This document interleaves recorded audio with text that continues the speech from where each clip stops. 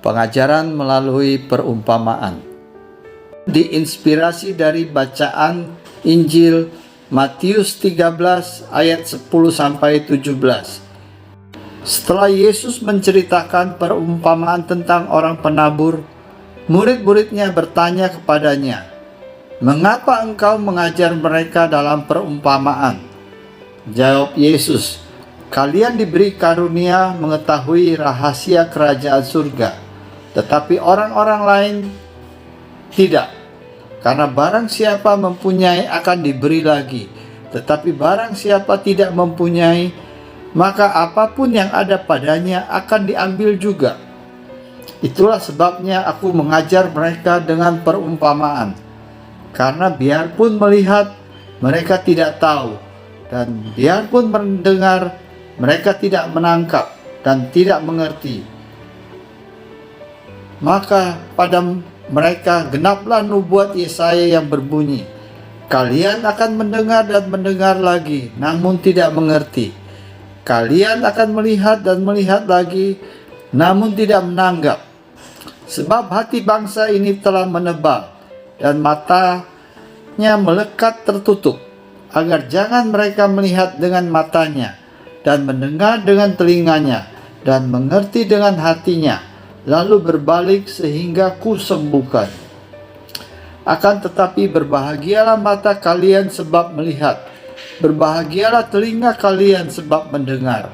Sebab aku berkata kepadamu, sesungguhnya banyak nabi dan orang benar ingin melihat apa yang kalian lihat, tetapi tidak melihatnya, dan ingin mendengar apa yang kalian dengar, tetapi tidak mendengarnya.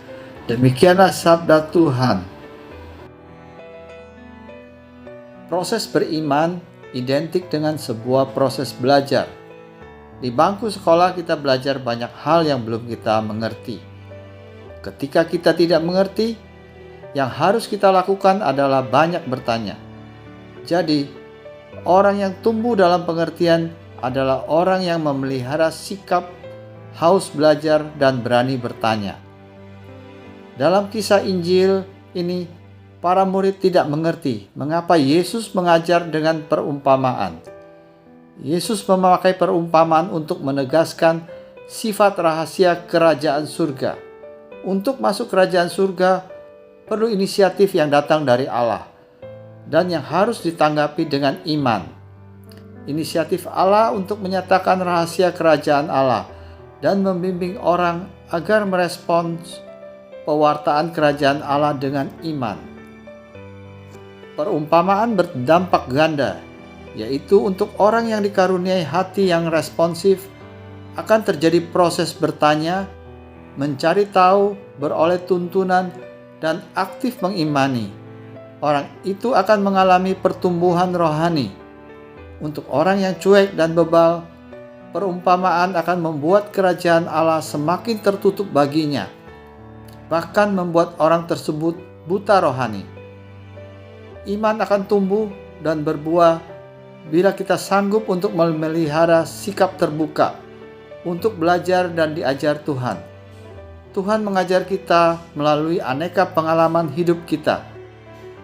Saya bersyukur karena memperoleh kesempatan untuk belajar memahami kitab suci melalui kursus pendidikan kitab suci KPKS Santo Paulus Tangerang selama 3 tahun. Dan berada dalam komunitas yang aktif belajar kitab suci.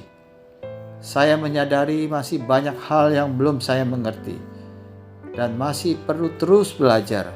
Belajar untuk semakin mengasihi Allah dan semakin mengasihi sesama. Belajar terbuka dan mendengarkan, mengalah, tidak mementingkan ego sendiri, berpikir dan bersikap positif. Belajar untuk mengerti, menghargai pendapat orang lain, dan rela untuk berkorban. Doa, ya Tuhan, mampukan saya untuk senantiasa belajar mengerti kehendak-Mu dan semakin mengasihi-Mu dan sesama. Amin.